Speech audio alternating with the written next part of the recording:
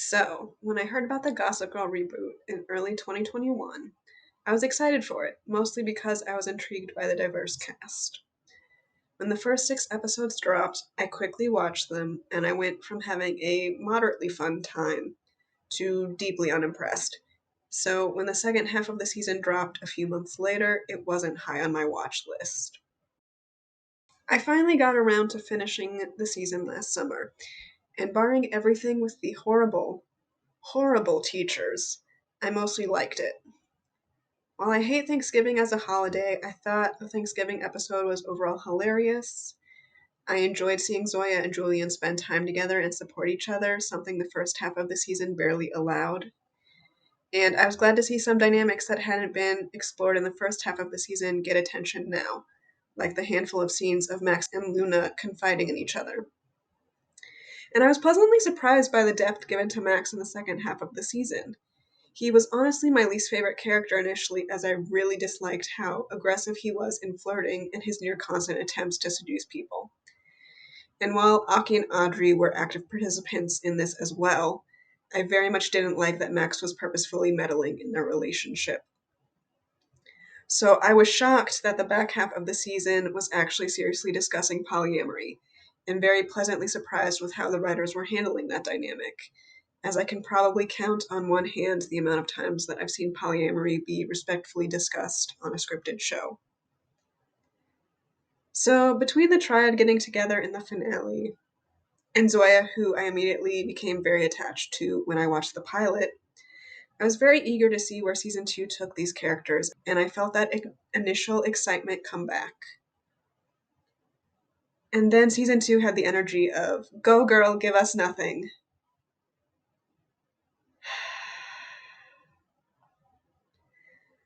Hi, I'm Rachel. So, as you can probably guess, given that extensive intro, I watched Gossip Girl Season 2 and was pretty dissatisfied. So, spoilers for Season 2, obviously. I'm not going to get to everything, but there are a few topics I want to get pretty in depth on. So, if you have the desire to watch Season 2 and you don't want spoilers, this is your chance to leave the video before I get into those details. For anyone who's been checking out my videos and has no idea about anything on this show, one, thank you so much for listening to this. And two, I should be covering any background you need. Also, I wanted to say sorry for the delay in posting this.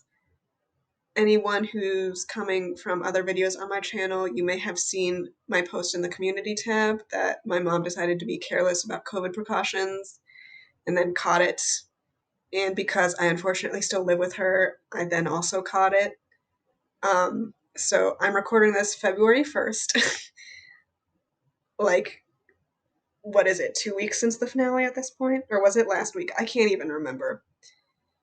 I wrote most of this script before the cancellation was even announced.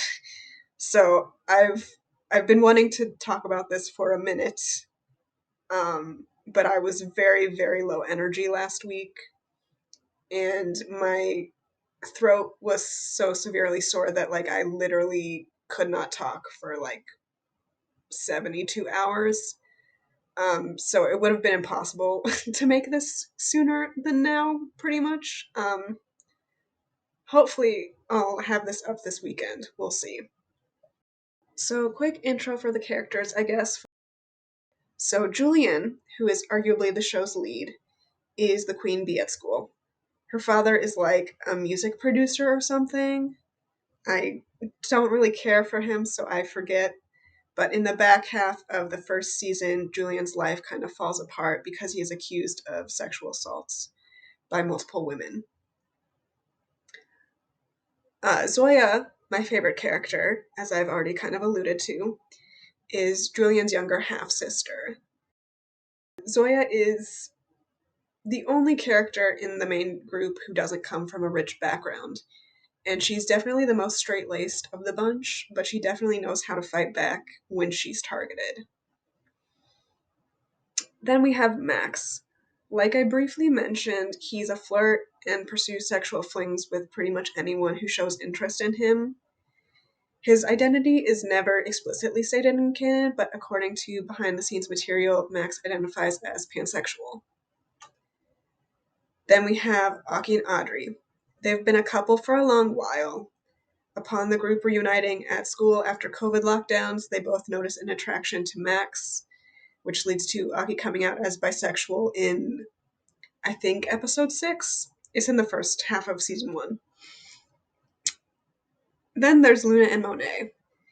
Unfortunately, we don't learn much about either of them in the first season, and they are mostly around to do Julian's PR or to give advice to other characters. And lastly, there's Obi. I don't want to talk about this man. He is the worst. I'll forever hate him for getting involved with Zoya due to his unresolved pining for Julian.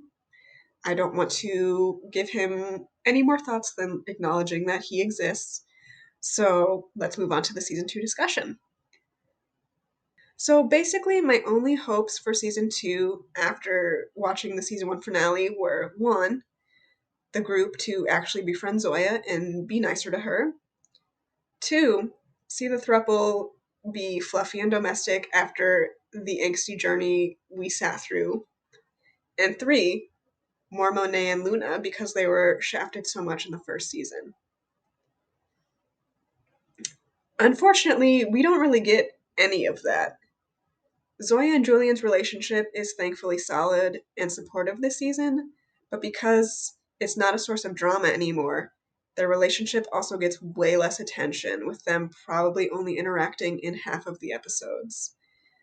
Zoya is instead spending most of her time with Shan, another rich girl who is constantly pulling Zoya into hijinks. I tried so hard to like Shan, but she's honestly just a bad friend. Like, who sees their friend in a bad headspace who's like acting out because personal drama and drags them to a club in another state and then abandons them? Who does that? Like, I'm sorry, Zoya is my girl, and Shan was so inexcusably wrong for that. Like, I cannot forgive it. I can't. Zoya could have been in real physical danger. And she's only 15. Like, I'm not sure what age Shan is supposed to be, but I'm pretty sure she's older. Like, what are you doing?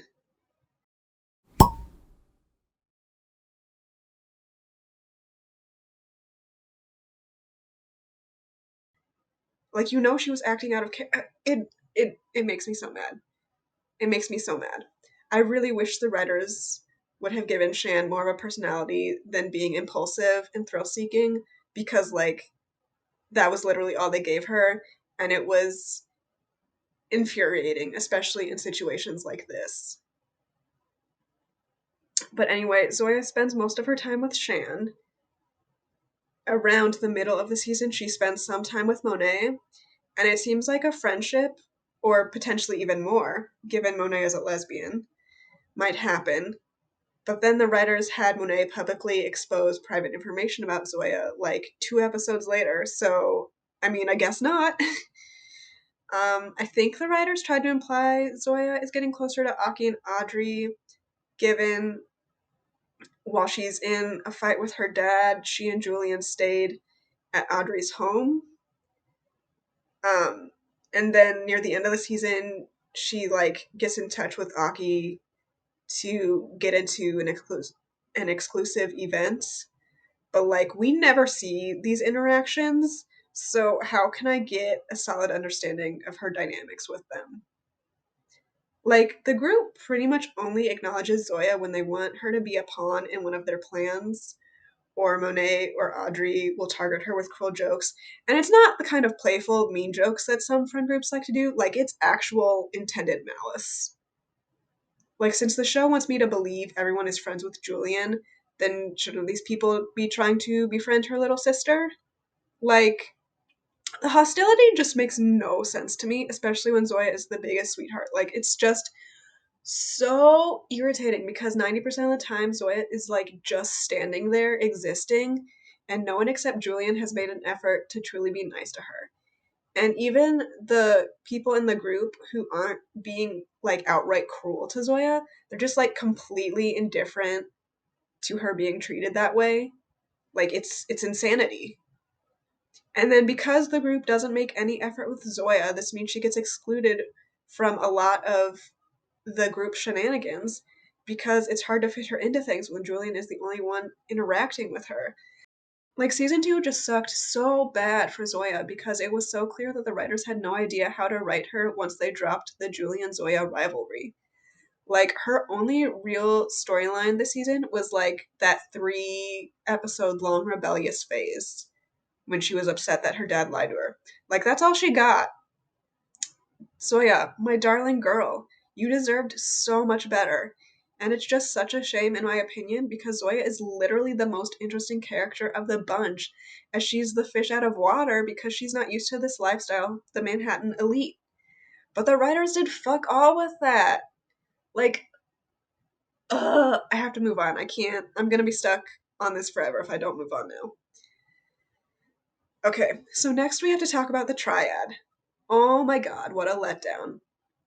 After the final few episodes of season 1 really played up the angst with Max pining for Aki and Audrey, and ending with the 3 of them basically coming to agreement about how they want a relationship where they are all equal, I was so ready for season 2 to be about them navigating this new dynamic. And to be fair, this season started out okay on this front. The first 2 episodes focus on Max's fears of being left out or being their secret, and he keeps pushing Aki and Audrey to go public with their relationship. Audrey and Aki are understandably scared to do so, but when they see how miserable Max is with trying to keep up the charade of his partying, no strings attached persona, they agree. But after they go public, for some unknown reason, the writers decide to continually split the trio up into duos, barely giving us any content of the 3 of them together. Like, how are we developing this relationship if we never actually get to see them have meaningful interactions? The closest thing we get to a deeper conversation is after Audrey freaks out about Aki and Max being alone together for a weekend due to um, abandonment fears, thanks to how bad her parents' split was. Um, and so after that freak out, the 3 of them agreed that they need to be more upfront and honest about their feelings, and that they would do weekly check-ins with each other to make sure everything was okay and they were um, discussing everything they needed to say. Which, like, okay, that's a good combo, but ultimately kind of useless if that's all you're giving your audience. But, like, the season starts with the 3 of them kind of confronting insecurities about the relationship, which, while not the content I was wanting, is not a bad thing. Polyamory, I'm sure, was a new concept to a decent portion of the viewer base. And like, granted, I personally have not been in a polyamorous relationship, but I understand that communication is a very important aspect to ensure a polyamorous relationship stays healthy. So Max and Audrey needed to express their fears of the relationship falling apart and them being abandoned, and Aki needed to express his fears of still feeling a bit out of his depth when it comes to same-gender attraction, as in canon, it's probably only been a year since he realized his attraction to Max. So, while the execution was a bit clunky, I'm not mad that this was what we got for the first half of season 2. But here's where problems start to occur. There's not much going on with the trio for the next few episodes, but then in episode 8 of 10, mind you, these utterly brainless writers decided to steer into some hardcore drama. So Max and Audrey are caught up in a very, very stupid one-sided feud with Julian, and they're completely ignoring Aki because of this. So Aki is feeling sidelined and lamenting to a female friend, Ingrid, who, for some reason, in response to this confession, she decides to kiss Aki. Now, I don't have an issue with the kiss happening itself, because I honestly think Ingrid was way out of line. Like, they had literally been talking about Aki's relationship all weekend, and she's literally just been trash talking his partners and then immediately kisses him. Like, it invalidates any good point she made about how they needed to prioritize Aki more, because she just proved that she has a romantic interest in him. And, like, what was it for? Was the cheating drama last season not enough of Audrey sleeping with Max behind Aki's back and Aki making out with Max behind Audrey's back? Like, we had to have another cheating plot?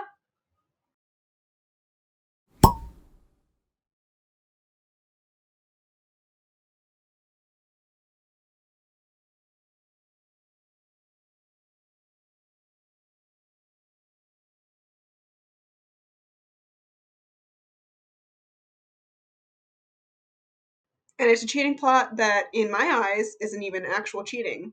Because, again, Ingrid, one of Aki's friends, kissed him unexpectedly.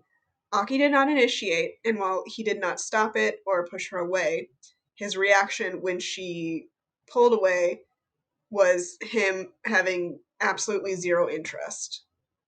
But nope, the writers want to focus on the fact that Aki quote unquote cheated instead of the fact that Max and Audrey did not support him at all during an event that was important to him. In episode 9, we then have Audrey learning about Aki and Ingrid's kiss, and not from Aki because, of course, the writers have to up the drama as much as possible. But upon learning of this, Audrey's brilliant idea is to withhold this from Max.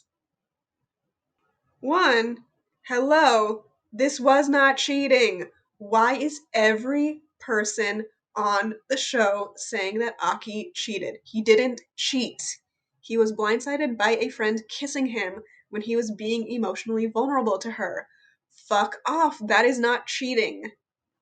Should he have told Max and Audrey sooner? Definitely. But he did not cheat. Two, given how much the three of you have clearly been struggling with communication, why on earth would you ever think withholding is the right move?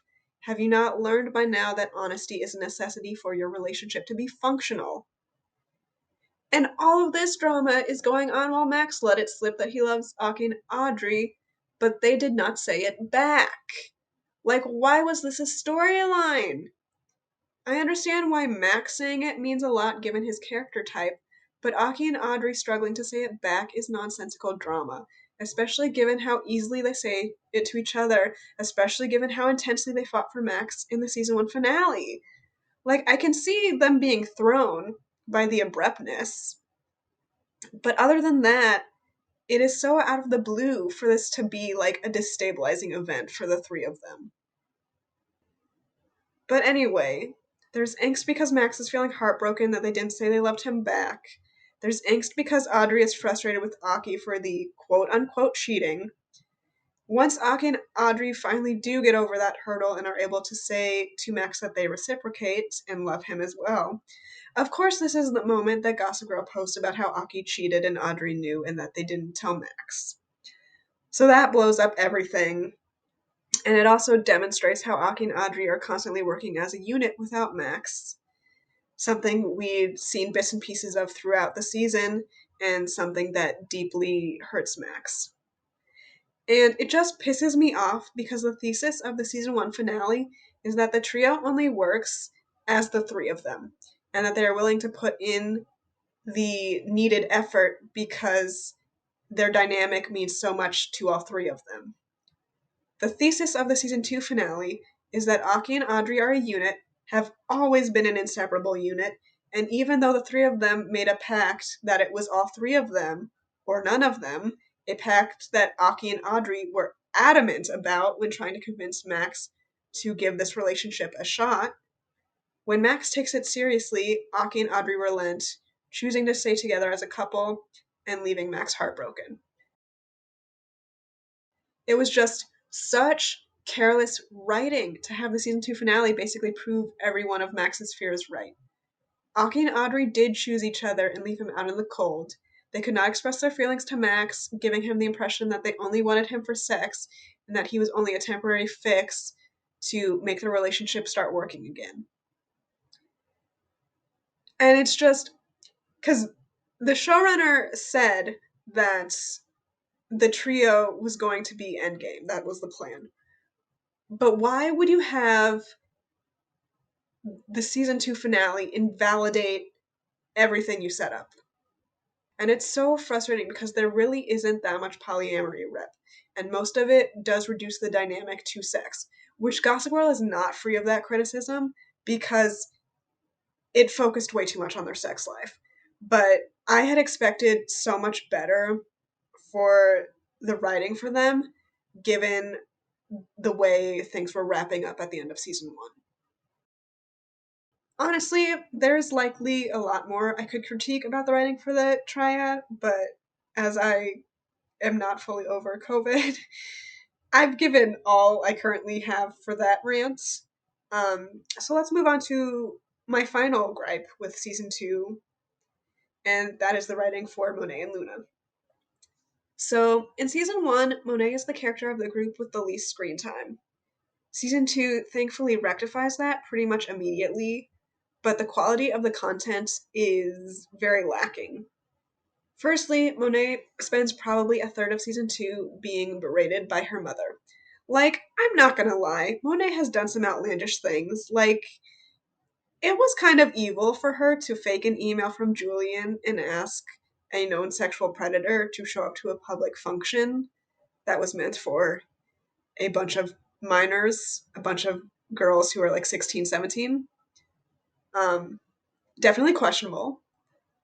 But her mom, the way she was digging into Monet, like the amount of vitriol when she was castigating her, like, hello, your daughter is 16, 17.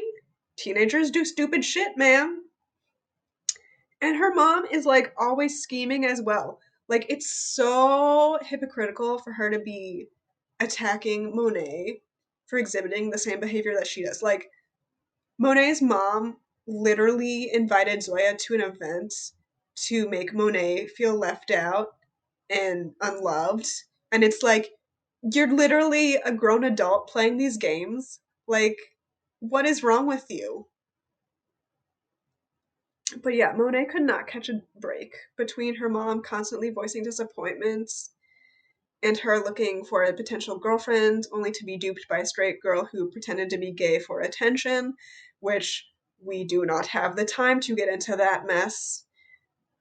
To her being taunted by most of the student body when Gossip Girl exposed that she sent in that tip on Zoya that came off as slut shaming. Like, again, I'm not going to claim that Monet is a moral compass or anything, but the second half of the season, it just felt like the writers were going out of their way to shit on her. And it was deeply upsetting to see the writers treat their black lesbian and the only sapphic character of the show this way. Like, genuinely, please explain to me why the black lesbian is being torn down for things that other characters also did that no one else gave a shit about. Like, please explain that. And as for Luna, in season 1, she pretty much only exists to give advice to Max or clean up Julian's messes. We don't really get any glimpse of her life until the season 1 finale, where we meet a boy she's been casually seeing. It's cute, but it doesn't go anywhere as she admits wanting something more serious, and she tells him she's not looking for that. In season 2, she still spends most of her time dedicated to giving Max advice or cleaning up Julian's shit, as I'm struggling to recall her even sharing scenes with people other than them and Monet prior to the one episode centered on her home life. In season 2, episode 8, You Lose Mama Tambien, we learn about Luna's relationship with her mom. So Luna's mom is pretty neglectful, rarely being around, and when she is very insensitive towards Luna's feelings, including asking Luna to style her for events when she knows how much that would mean for Luna, just to have a designer already styling her when Luna shows up. While I'm very thankful that we didn't have some trauma porn-esque story about Luna's family not accepting her as she is trans, I don't see an absentee and self-centered mother as being that much better. Like, Luna still has to deal with feelings of not being accepted by her parents and not getting acknowledgement from them publicly. So, like, it's not the supportive parents that I personally want to see. It's not the supportive parents that honestly media needs to be showing more of. Also, in this episode, we learn that Luna has a new boyfriend, but they get like 3 scenes together in these 3 episodes. So it's not like there was that much care devoted to their relationship.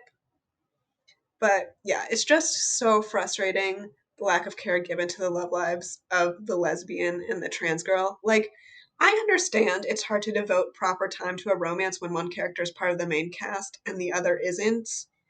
And given most of the characters in the main cast are already paired up, and solidly so, this leaves Zoya, Monet, and Luna without anyone other than the 3 of them. So the lack of a consistent love life for Zoya is also a bit of an issue for me, but that stings less as she's presented as cis and straight. Like, to have 2 women who are of marginalized identities in terms of race and also being part of the LGBTQ community, and like there is not 1 ounce of care given to developing their love lives from the writers, it feels very icky, especially since so much drama on this show revolves around romances and who's involved with who. Like, honestly, I can boil pretty much all 3 of these issues down to just a lack of care and efforts. Um, but yeah, beyond these big problems, the show failed because the whole point of Gossip Girl is the drama, the lies, the backstabbing, the rivalries. This show, the feuds would only last for 10 seconds before getting shelved. The writers would create new pieces of drama every 30 seconds and then solve 80% of those threads within the same episode. There was never any plot movement because there was no direction for anything. It was just so pointless. Like, these writers really thought they could coast on having the brand of Gossip Girl and like a very lavish wardrobe, and then they did fuck all with the rest. Like, oh my gosh, what a waste of time. I don't think I'll be talking about the show again, given it was canceled. If it somehow manages to get picked up somewhere else, I don't think I'm very likely to watch because there were almost no positives in season 2, and I really have no faith in anything good for Zoya, Monet, or Luna if there were to be more. The cancellation was deserved, what can I say? Um, Pretty much the only positive development in season 2 was Kate being arrested when she outed herself as Gossip Girl because, like, fuck these teachers. Y'all were stalking minors and inciting harassment against them. Die. Anyway, thank you for listening to this. It was probably quite a bit longer than my usual videos. If you want to talk about Gossip Girl, especially if you want to talk about gripes with the season and it's something I didn't get to, please feel free to leave a comment below. I would love to hear other viewers' thoughts on the season, because there really is so much more I could have torn into with the directionless journey we went on. If you're new and you enjoyed hearing me complain about Gossip Girl, feel free to subscribe. I talk about TV quite a bit on here. No hard feelings if you don't want to. As for upcoming videos, Kung Fu returns from hiatus next week. So hopefully I'll put up an episode review shortly after that. And everyone please stay safe and masked. Have a wonderful rest of your day. And bye.